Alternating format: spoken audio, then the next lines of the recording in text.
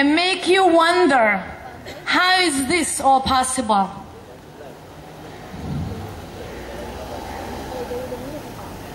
It's all possible because basically what you are going to see and look at in your life, and what you are going to hear and listen, and what you are going to think and you are going to feel is going to be giving your reality. And ladies and gentlemen, may I reveal you the big secret? You've been installed. You've been installed the first 7 years of your life. From your parents, from your environment, for whoever was close to you, defined how you are seeing things, hearing things, feeling things, and thinking about things. Therefore, your reality has been conditioned by your environment. So I hope that is going to be a big aha experience for some of you, and realize that basically, depending on how you were brought up, your reality will be very, very different. So I don't know your reality, but there is only one thing I know of how to teach you to look at things objectively. So your misery will go away. Now how would you like that? Now let's see. Nobody is in misery here, so let me rephrase myself. Anybody who has stress, hands up. 1. Oh, 2. Okay. Anybody has anxiety on a regular basis? What about before your exams? Nobody anxious? You all calm? Okay. Now how about sleep? How many of you have problems sleeping? Okay. Now how many of you think when you are nervous, you go eat something and you feel better? Oh. I knew that. It's a culture, right? Now let's look into that. What do we see here? What do we see?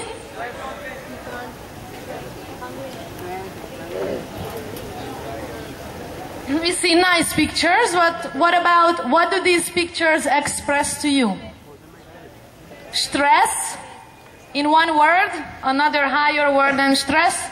How do these people feel? They are in pain.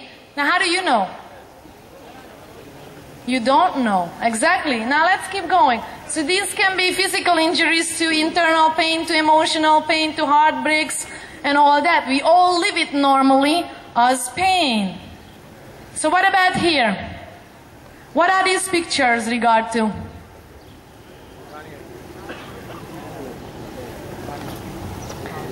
Do we agree that these are some sorts of forms of the same as what I showed you before?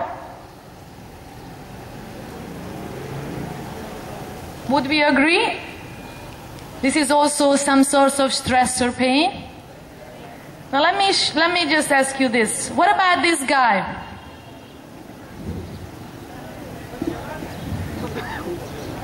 He comes in here, theoretically, shoots everyone. He puts a smile on his face and leaves. Now whose pain was that? That's right. Now do you know that if you've been conditioned the same way he did, you would be him? You agree on that? So aren't you feel blessed that you are conditioned the way that you are here in a university and you can study? Unbelievably. So, I need to do pain because I'm here to do pain management, to able to see in the dark. So that's how we're going to do it. If you don't know what is pain, you have no idea when you are in pain and you just stay there. If you start learning about it, you can get yourself out of it. So, if you started to experience pain in your childhood, and it happened for sure between 0 to 7 years of your life, then you're going to start to actually perceive anything which was a bad experience as pain. Once you did that, you're going to anticipate pain. And how many of you do that? Oh my God, it is going to be something so bad happening to me because I know it's just going to. And then what happens? You start imagining it.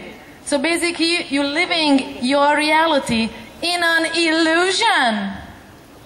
So the reason why I showed you those pictures, because most of the time you guys are living in illusion. So basically this is nothing else but perception. And I'm going to be bugging your mind a little bit, because pain is whatever the experiencing person says exists to the degree he says it exists. You don't know. Impossible to know. You can have an idea, but you never know. And what I found, and what research found, and what humanity found, that basically the biggest pain is when you start limiting yourself. And you have self-limiting thoughts and you say, I can't. I don't deserve more, so I just stay here. So let's unlock those blocks in you and get you out of there. Because this is what happens when people are living in a life like that and self-limiting themselves with their thoughts. There is a chatterbox in your head constantly talking to you, and that's called stress and anxiety and fears as illusion. So people stop their daily activities and they start to drink, eat, and do any kind of extracurricular activities which called addictions. So whichever shape and form you choose to be addicted to something else because you hate your present moment, you will do so. None of them is better than the other. None of them is better than the other. Smoking, drugs, or sex, same thing. Food, drinks, same thing. Some people go out and commit crimes to stop their mind. All right. Enough of that, because we have another extreme of that. It's called pleasure. Because you should know that everything in life is guided by these two things: pain or pleasure. But we need to know what are those first before you can understand why you do things. So I put up some pictures here which by my reality would be pleasure. So let me see. Let me keep going and say, well, my brother loves fishing, I can't stand it, but that's his reality and that's his pleasure. And let's see, boating, I'm seasick, so I can't go on boats. So for me it's a pain, for other people it's pleasure. And what about these? How many of you do physical activity and you think it's pleasure? Oh, God blessing, that's great. And I saw you have a fantastic basketball court here. I would like to have a little bit of a session with you guys playing here. So anyway, if you start thinking about that exercise is pleasure, you will be doing it, isn't it? But for the 90% who is sitting here who is not doing physical activity, because it's pain. Very simply. Now, pleasure actually nothing else, again, as perception. You were taught what should be pleasure for you. But for some of you and some of us, we never know what that is because we are keep living in pain. And we start imagining that things should be pleasurable, and we start living our brain out there. And then the biggest, basically, pleasure for most people is to avoid pain. Now, why do you think people don't say and can't say no here? Because it's much easier to say yes and say, okay, I deal with it later. Then you remove yourself from that and you will be humiliated on a telephone because you know you won't be showing up on time. Who taught you that? Where did you see that? Now let's break that. Because basically procrastination and pretending is nothing else but that.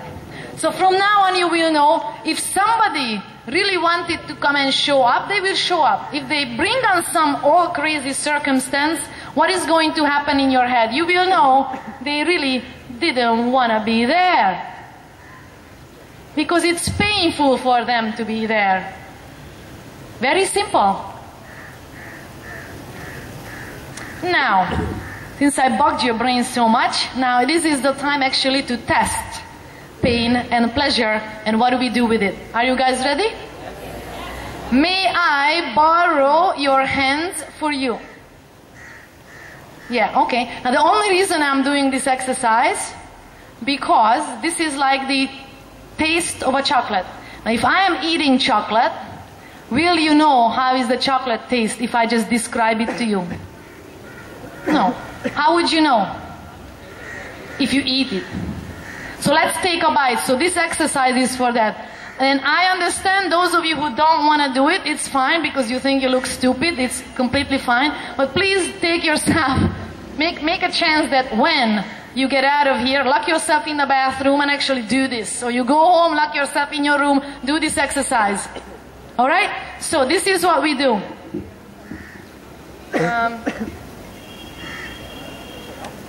I need that stand back just for a moment.